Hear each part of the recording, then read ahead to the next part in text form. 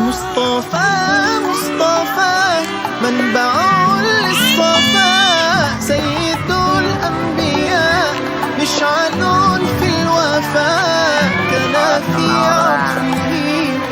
ليتهاب